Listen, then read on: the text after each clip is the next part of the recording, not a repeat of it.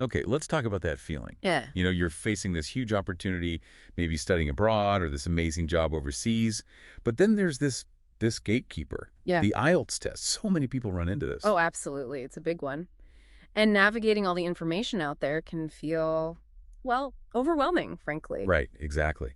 So for this deep dive, we wanted to try and cut through some of that confusion. Yeah. We've pulled together the most common questions people ask about IELTS, looking directly at the IELTS Buddy website for solid info. Good plan. Get straight to the source. Yeah, think of this as like your quick guide. Clear answers, less stress. Hmm. Our aim is really just to demystify the IELTS a bit, tackle these frequent questions, and give you the essential info you need. Hmm. It's all about getting that foundation right, isn't it? So you can actually focus on preparing effectively rather than just figuring out what the test is. Okay, so let's kick things off. The first common question, according to IELTS Buddy, is a big one. What's the actual difference between the IELTS Academic and the IELTS General Training tests? Yeah, this is fundamental. You absolutely need to know which one is right for you. So the academic test, that's mainly if you're aiming for higher education, university, postgraduate study, or sometimes for professional registration, think doctors, nurses, that kind of thing, needing to register in an English-speaking country. Got it. Academic equals uni and professional bodies. So what about the general training one? Who's that aimed at? Well, the general training test is more for people planning to migrate, maybe seeking work experience or training programs that aren't at degree level. It's focused much more on, let's say, everyday social and workplace communication skills. Okay, so academic for the lecture theater. General training more for kind of daily life and work. Are the tests completely different then? All sections? No, not completely. Interestingly, the listening and the speaking sections are actually identical for both tests. You take the same test regardless. Oh, really? Okay, so Yeah. where do the differences come in? The main differences are in the reading and writing sections. They're designed to assess the different kinds of skills needed for academic versus general contexts. Right, makes sense. So let's unpack the reading difference first. What's distinct about academic reading? Okay, so for academic reading, you'll be dealing with texts that are, well, more complex, more academic in nature. IELTS Buddy mentions things like passages from books, journals, research papers. It's testing your ability to handle sophisticated language, complex arguments, the kind of reading you do at university. Definitely sounds like prep for higher ed. So how does general training reading compare? What kind of texts pop up there? General training reading uses materials you're much more likely to encounter day to day or in a work setting. Examples like company handbooks, maybe official documents, advertisements, newspaper articles on general topics. The focus is still on understanding written English, but in sort of more practical, real-world scenarios. Okay, so same core skill, different application. What about the writing sections? You said they differ too. Yes, they do. Again, tailored to the purpose. Basically, for academic writing task one, you're usually describing visual information like a graph, chart, or diagram. It's about summarizing data objectively. Right, analyzing information. Exactly. Whereas in general training writing task one, it's typically writing a letter, maybe a letter of request or complaint or making arrangements. It tests practical writing skills. Ah, okay, very different tasks. And task two, the essay. Task two is an essay for both, but the topics tend to align with the test type. So academic task two might involve more abstract or global issues suitable for academic discussion. General training task two often focuses on more general societal issues or situations relevant to everyday life or work. Okay, that gives a really clear picture of who needs which test and why. Now, moving on, the scoring. This is always a big question. How is IELTS scored, and what's actually a good band score? It seems a bit like a black box sometimes. It can feel that way. So IELTS uses this 9-band scale. Band 1 means basically a non-user of English, right up to band 9, which is an expert user. 9 bands. Okay. And you get a score from 1 to 9 for each section: listening, reading, writing, and speaking. Your overall band score is then the average of those 4 individual scores. An average of the 4 skills. Okay. So what's this good score everyone talks about? Does IELTS Buddy give any pointers? Well, yeah, good is subjective, right? But according to IELTS Buddy, for university admissions, many undergraduate and postgraduate courses often require somewhere between a 6.5 and a 7.5 overall. 6.5 to 7.5. Okay, that's a common range for uni. Exactly. But for really competitive programs or for certain professional registrations, like we mentioned with doctors, you might need an 8 or sometimes even higher in specific sections. Wow, an A is pretty high. So what's the main takeaway for someone listening and trying to figure out their target? The absolute crucial point, and IELTS Buddy stresses this, is that a good score totally depends on your goal. What does the university you're applying to require? What score does the immigration authority need? You have to check the specific requirements of the institution or organization. Don't just aim for a generic score. That's such vital advice.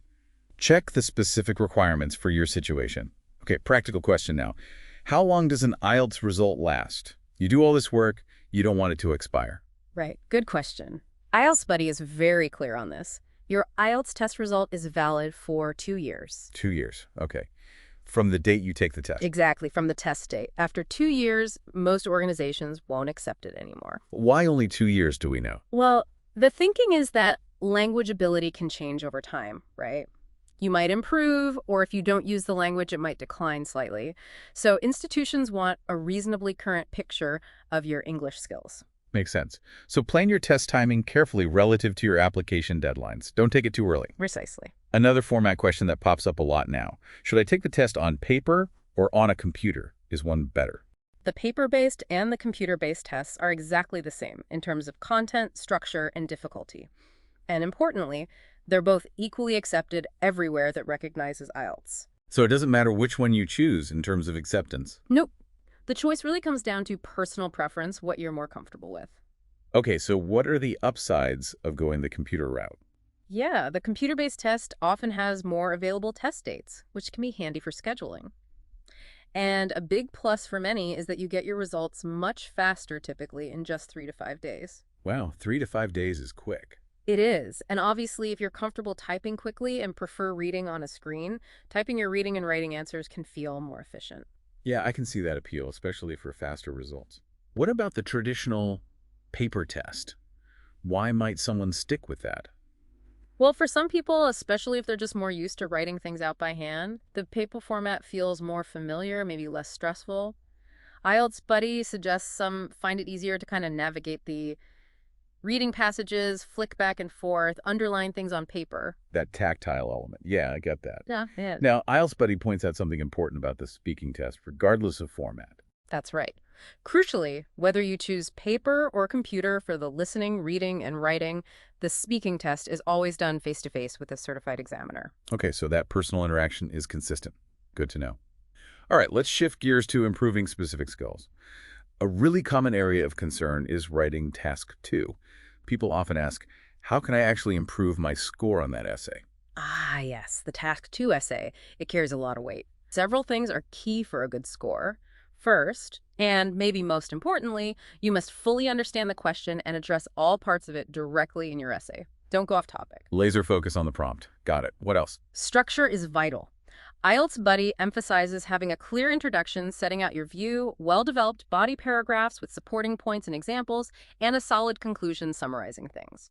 This links to coherence and cohesion, basically, making sure your ideas flow logically and are linked together smoothly.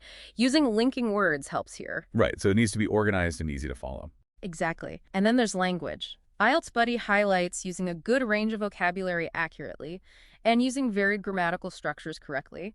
Show the examiner what you can do, but prioritize clarity. Don't use fancy words if you're not sure about them. Good vocabulary and grammar, but used correctly. Yes. And a big warning from IELTS Buddy.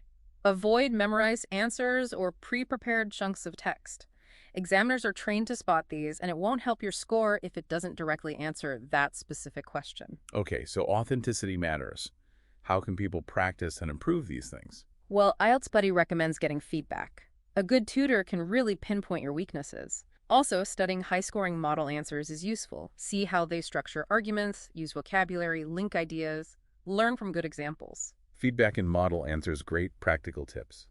Okay, switching to the speaking test. Another common worry, pronunciation versus accent. Which one matters more? People get self-conscious about their accent. Yeah, this comes up all the time. It's pronunciation that's assessed, not your accent. You can have any accent from anywhere as long as your pronunciation is clear enough for the examiner to understand you easily. So clarity is the goal, not sounding like a native speaker from London or New York. Precisely. Good pronunciation includes things like clear articulation of sounds, using appropriate intonation, the rise and fall of your voice, stressing the right words and syllables, and using connected speech naturally. They also mention avoiding common mispronunciations that could cause confusion. Okay, so focus on being understood clearly, work on sounds and intonation, but don't stress about eliminating your natural accent. Exactly right. Drawing from IELTS Buddy again. How can you manage time effectively in the reading section? It feels like a race against the clock sometimes. It really can feel like that. Effective time management is key. Don't try to read every single word of every passage right at the start. You'll get bogged down. Instead, practice skimming. First, read quickly to get the general idea of the passage. Then, use scanning. Look for specific keywords from the questions to find the relevant information. Skim for gist, scan for details. Okay. Is there a rough time guide per passage for the academic test? IELTS Buddy suggests aiming for no more than 20 minutes per passage. There are 3 passages, and the whole section is 60 minutes, so that leaves you 20 minutes each. Practicing with that timing is really important. 20 minutes per passage. That's a good benchmark. How do you find the answers efficiently? Identifying the keywords in the question is crucial. Underline them. Then scan the passage specifically for those keywords or synonyms. They act like signposts pointing you to the right part of the text. Using the question to guide your search makes sense. And one more important tip. If you get stuck on a question, don't waste minutes agonizing over it. Mark it, move on, and come back if you have time at the end. And remember, there's no penalty for wrong answers, so always guess if you have to. Never leave a blank. No negative marking is good to know. Always worth a guess. Okay, let's flip to listening. What are some common mistakes people make in the listening section? Things to avoid. Okay, common pitfalls. A big one is not using the pauses between sections effectively. You get a short time to read the questions before the audio starts for that section. Use that time. Know what you're listening for. Use those precious seconds to preview. Right. What else? Spelling errors, especially on the paper test where you write the answers. A simple spelling mistake can mean losing the mark, even if you heard the word correctly. Ouch. Spelling counts. It does. Also, not following instructions carefully, particularly word limits. If it says no more than 2 words, writing 3 words is wrong, even if they contain the right info. Gotta stick to the word limit. Okay. Yeah. Any others? Yeah, for the paper test, accurately transferring answers to the answer sheet is key. People sometimes make mistakes here, putting an answer in the wrong box or misspelling it during the transfer. Double check. And finally, losing focus. If you miss an answer, it's easy to get flustered and then miss the next few. Try to just let it go and refocus immediately on the current question. Stay present, even if you miss one. Good advice, though hard sometimes. Okay, knowing your rights in the test is useful. Can you actually ask the examiner to repeat a question in the speaking test if you didn't understand? Yes, absolutely. IELTS Buddy confirms you can ask the examiner to repeat a question. However, they advise doing it only maybe once or twice throughout the whole test if really necessary. Don't overdo it. Okay, so use it sparingly. Which parts of the test does this apply to? This is mainly for Part 1, the initial interview questions, and Part 3, the more in-depth discussion. You can use simple phrases like, "Sorry, could you repeat the question, please?" Or, "Could you say that again?" Polite and direct. Got it. What about Part 2, the long turn, where you speak for 2 minutes on a topic? No. IELTS Buddy clarifies that in Part 2, the examiner gives you the topic card and won't repeat the prompt or the bullet points. So you need to listen very carefully and read the card thoroughly during your 1-minute prep time. Okay, super important distinction there. Listen hard in Part 2. All right, the final big question everyone asks when planning. How long should I actually prepare for IELTS? Is there a magic number? It really, really depends on 2 things. Your starting level of English and the band score you need to achieve. Right, highly individual. Very much so. Someone starting at, say, a band 5 needing a 7 will need significantly more time than someone already at a 6.5 needing a 7. Makes sense. Does IELTS Buddy offer any sort of rough guidelines? They give some general ideas. For instance, if you're currently around a band 6 and aiming for a 7 or a 7.5, they suggest maybe 1 to 3 months of consistent, focused study might be enough.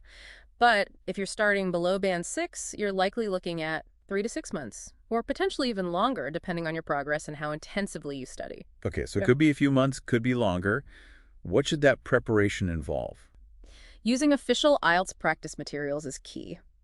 Get really familiar with the test format, the question types, the timing. Taking full mock tests under exam conditions is also crucial, builds stamina, and shows you where you stand. Practice tests are essential. Definitely. And identifying your weak spots. Are you struggling with listening? Specific grammar, task 2 essays. Focus your practice on those areas. Targeted practice. Any final prep tips? Yeah, consistency is better than cramming. Regular study sessions usually yield better results. And like we mentioned for writing and speaking, getting feedback is invaluable. From a tutor, a teacher, even a proficient friend, find out what you need to work on. Consistency and feedback. Great advice. Wow, okay, that's been a really thorough run-through of some major IELTS questions, all guided by the info on the IELTS Buddy website. We've covered academic versus general training, scoring, validity, paper versus computer, tips for writing task 2, pronunciation and speaking, reading time management, common listening mistakes, asking for repeats in speaking, and how long to prepare. That's a lot. It is a lot, but hopefully understanding these points gives you a much clearer roadmap. Knowing the answers to these common questions, it really is the first step. It can make the whole process feel less daunting and help you feel more prepared and hopefully more confident. Absolutely. Knowing what you're up against is half the battle, isn't it?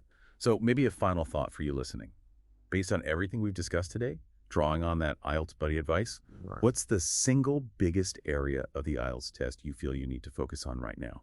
Maybe just pinpointing that one thing is your next step. Take that thought and start building your plan. Thanks for joining us for this deep dive.